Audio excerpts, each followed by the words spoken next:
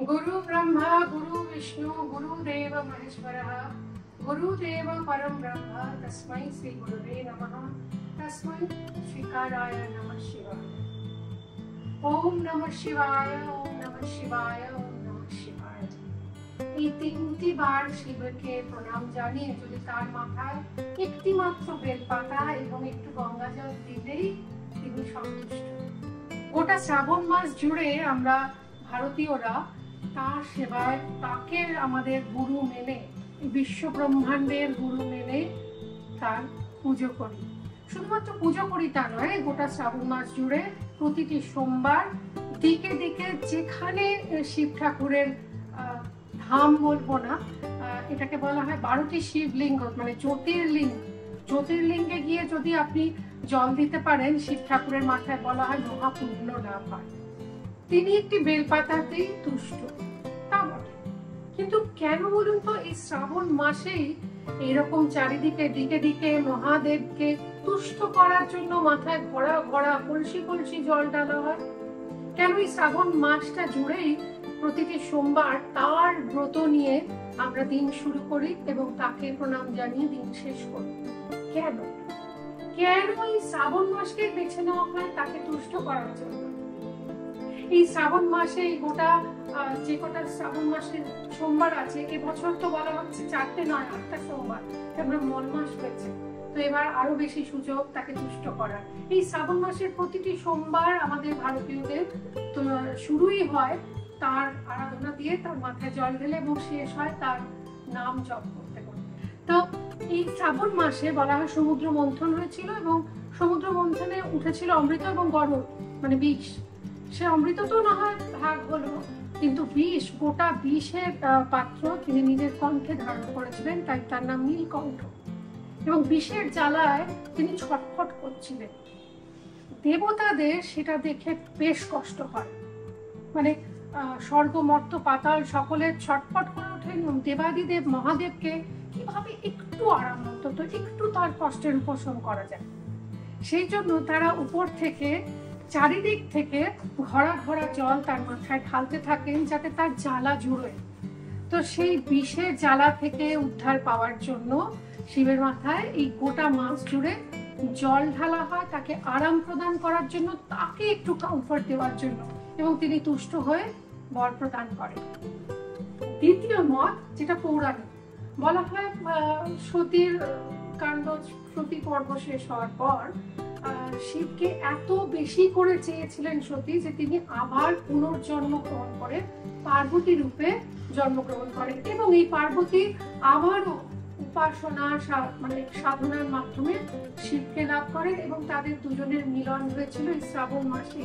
তাই সেই মিলন তিথির উদযাপনের জন্য শিবের মাথায় শিবকে তুষ্ট করার জন্য, শিবের মতো বর পাওয়ার জন্য তার কাছে প্রার্থনা জানিয়ে তার মাথায় জল ঢালা হয়। তো এই হলো 3টে মত। এই যে কোনো একটা মতে যদি আপনি বিশ্বাসী হন, তাহলে গোটা শ্রাবণ মাস জুড়ে আপনি শিবের আরাধনা করবেন ঠিকই, কিন্তু তার জন্য একটু তোড়জোড় প্রয়োজন রয়েছে। মানে সেই দিনটা কি খাবে, মানে আজকের দিনটায় আমি যেটা খাই সেটা আপনাদের সঙ্গে শেয়ার করছি, যেটা কিনা একেবারে অবাঙালি একটা রেসিপি। সাবুর খিচুড়ি তো আপনারা খান, কিন্তু সাবুর খিচুড়ি আজকে দেখাবো, কিন্তু খিচুড়ি নয়, খিচুড়ি যেটা ডাল থাকে না। সাবুর খিচুড়ি যেরকম আমরা চাল ডাল দিয়ে বানাই সেভাবেই বানানো হয়, কিন্তু সাবুর খিচুড়িতে কিন্তু ডাল পড়ে না। আর এটা উপোসের পর খেলে খুব ভালো হয়, তার কারণ গোটা দিন উপোস করার পর পরের দিন অনেকটা এনার্জি পাওয়া যায়, ঘুম ভালো হয়, পেট ঠান্ডা থাকে এবং হজমে হেল্প হয়। চলুন তাহলে শুরু করি আজকে সুদীপার সংসার। সুদীপার সংসার 7 দিন রং তার ভরে যাবে তোমাদের মনে। তো সাবুর খিচুড়ি বানানোর জন্য, সাবুদানা খিচুড়ি, সেটা বানানোর জন্য একটা মশলা প্রিপেয়ার করবো, which is very easy and simple. Peanuts বা চিনে বাদাম আমরা একটু শুকনো খোলায় ড্রাই রোস্ট করে নেব। এটা আদা লাগে না, কিচ্ছু দরকার নেই। আর এই দিন আমি সপাক আহার গ্রহণ করি, মানে আমি অন্যের হাতের রান্না খাই না। এবং আমি চেষ্টা করি প্রতি বছর কোনো না কোনো জ্যোতির্লিঙ্গ, ভারতের দ্বাদশ জ্যোতির্লিঙ্গ কোথায় কোথায় আছে সেই বিষয়ে আমার একটা রিল আছে, সেটা পারলে আপনারা দেখে নেবেন, আমি এখানে লিঙ্ক শেয়ার করে দেবো কমেন্টে। ওকে, আর আরেকটা জিনিস, দ্বাদশ জ্যোতির্লিঙ্গকে যদি জোড়া যায় মানে রেখা দিয়ে, বলা হয় একটা শিব ঠাকুরের ত্রিশূলের মতো ভারতবর্ষের উপর রয়েছে, যা ভারতবর্ষকে, আমাদের এই দেশকে রক্ষা করে চলেছে চারদিক থেকে। আচ্ছা দেখুন, একটা ড্রাই রোস্টের একটা গন্ধ বেরোবে যে একটু একটু, তখন আমরা দেবো একটু গোটা জিরে। এইটা কিন্তু নন বেঙ্গলিরা দেয়, মানে অবাঙালিদের খাবার একেবারে। এটা সত্যি কথা, টু বি ভেরি অনেস্ট, আমি পাঞ্জাবিদের বাড়িতেও খেয়েছি, আবার মারওয়াড়িদের বাড়িতেও খেয়েছি। এটা কাদের অ্যাকচুয়ালি সেটা বলতে পারবো না। এইটাকে ড্রাই রোস্ট করলে যেই দেখবেন জিরে থেকে একটা বেশ সুন্দর গন্ধ আসছে, এটাকে আমরা গুঁড়ো করে দেব। এবার অনেকে না এর মধ্যে ধনে দেয়, স্পেশালি মারওয়াড়িরা গোটা ধনে হাফ ক্রাশ করে, আমার খুব একটা ভালো লাগে না, তাই দিলাম না। আপনি চাইলে এর মধ্যে একটা তেজপাতা, একটা শুকনো, আমি এমন একটু ঝাল খেতে ভালোবাসি, যদি না বাসেন দেবেন না, একটা শুকনো লঙ্কাও দিয়ে দিলাম। মানে যা মশলা দেবেন এটার মধ্যে, এতে না লাগবে আদা বাটা, মানে বাটা বাটি কাটাকুটির কোনো ঝামেলা। ব্যাস হয়ে গেছে, এটাকে আমরা ড্রাই রোস্ট করব।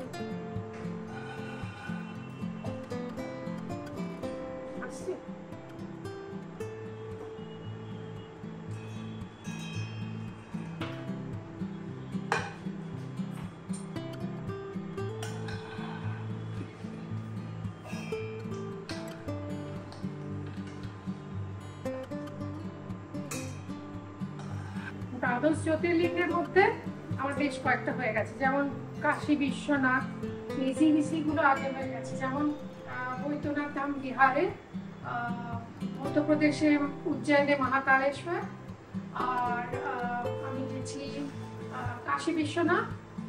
কি বলে বলুন তো, যে এই যে যার যার রাশি, প্রত্যেকটা রাশির জন্য আলাদা আলাদা জ্যোতির্লিঙ্গের নাকি বিভিন্ন রকমের লাভ আছে। মানে আমার যেমন সিংহ রাশি, বলা হয় সিংহ রাশির জন্য নাকি হিমাকেশ্বর সবচেয়ে কি বলবো ফ্রুটফুল। এগুলো ভেজে তুলে নিচ্ছি। এবার আলুগুলো ভাজা হয়ে গেছে, তুলে নিচ্ছি। বাবা পুজো হচ্ছে।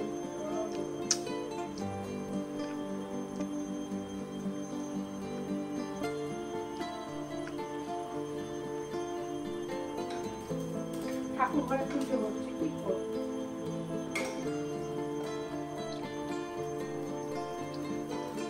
আমার ভীষণ ভালো লাগে এটা খেতে। এটা আমি অন্যান্য অনেকদিন খাই, সেদিনটা হয়তো আরেকটু অন্যরকম ভাবে খাই। কোনোদিন টমেটো কেচাপ দিয়ে, কখনো পাতি লেবুর রস ছড়িয়ে, কখনো আমচুর পাউডার, যে কোনো একটা টক না দিলে না ঠিক মুখটা ছাড়ে না। সারাদিন মুখোশ করে থাকার পর না একটু এইটুকু দরকার হয়। ওকে, এবার আমরা একটু জিরে ফোড়ন,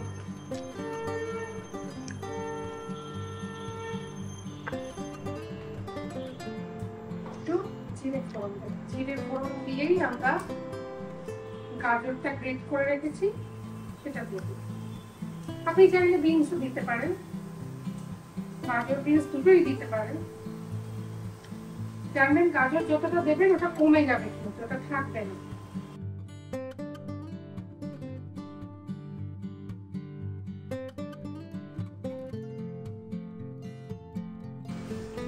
আমি যতটা সাবুদানা নিয়েছি একটু কাঁচা লঙ্কা লাগবে।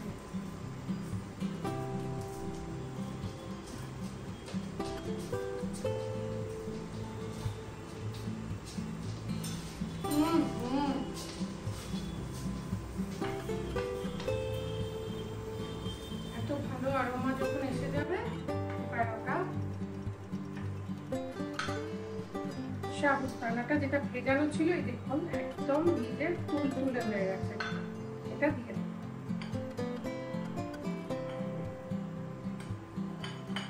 উপোসের খাবারে সাধারণত আমরা হলুদ দিই না, নিরামিষ যদি হয় তো একদমই হয়। এবার এটাকে মিক্স করে দেখবো আর একটু দরকার আছে কিনা। আঁচটা এবার কমিয়ে দেবো।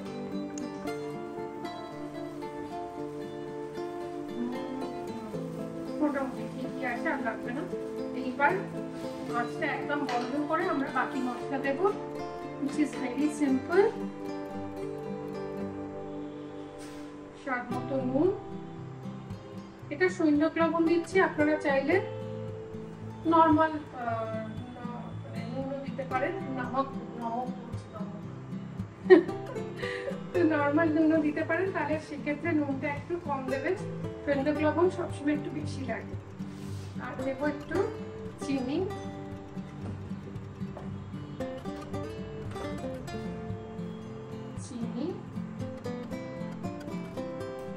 এটা যেহেতু একটু খাট্টা মিঠা টাইপ হয় তাই চিনিটা একটু বেশি দিলাম।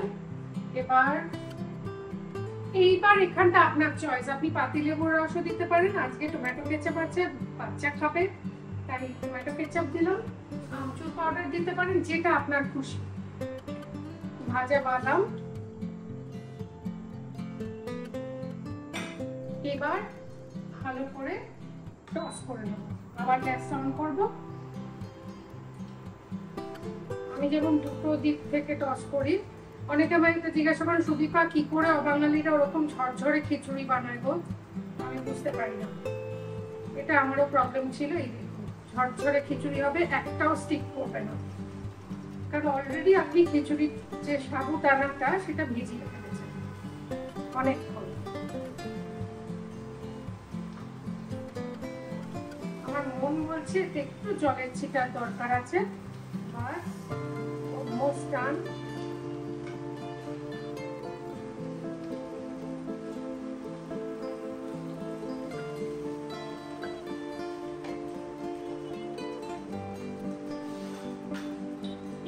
জল সামান্য, জাস্ট যাতে মশলাটা সব দিকে সমানভাবে ডিস্ট্রিবিউটেড হয়ে যায় আর পুড়ে না যায়।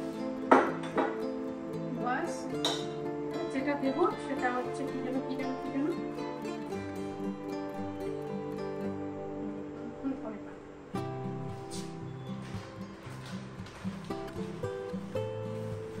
কিন্তু দেখিও না নিচ থেকে তুলি বন্ধ হয়ে যাবে, শেষ করো।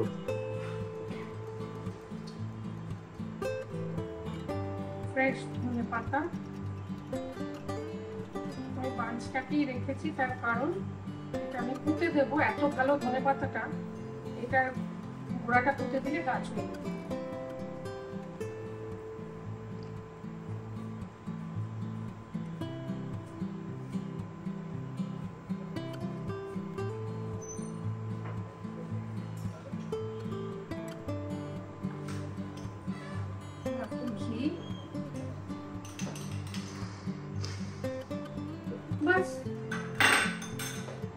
ঢাকা দিয়ে এটাকে মিনিট 3 রেখে একদম নিভো নিভো আছে রেখে দেখবেন হয়ে গেছে।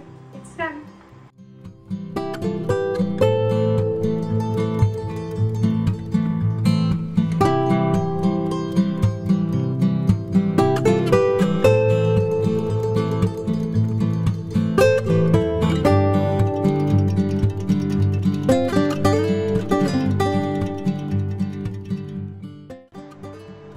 It's time to taste.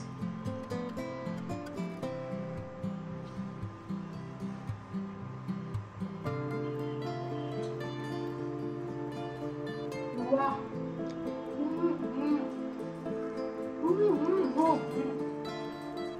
Too good. ভালো শুধু না, অসম্ভব ভালো। একবার খেলে থামতে পারবেন না, সিরিয়াসলি। আমি আর মা হয়ে গেছি, তো বাচ্চাকে না দিয়ে খেতে পারছি না। অপূর্ব, অসাধারণ, টু গুড, ব্রিলিয়ান্ট, অসম, যা যা হয় সব কমপ্লিমেন্ট আপনার জন্য তোলা থাকবে। আর তোলা থাকবে আগামী দিনের আড্ডা, আগামী দিনের রেসিপিস। আরো কি কি দেখতে চান কমেন্ট বক্সে লিখুন। আমাদের এই রেসিপি লাইক করুন, শেয়ার, যদি ভালো লাগে অবশ্য লাইক করুন, শেয়ার করুন এবং আমাদের চ্যানেলটা সাবস্ক্রাইব করুন। সকলে ভালো থাকুন, সুস্থ থাকুন, हर हर महादेव।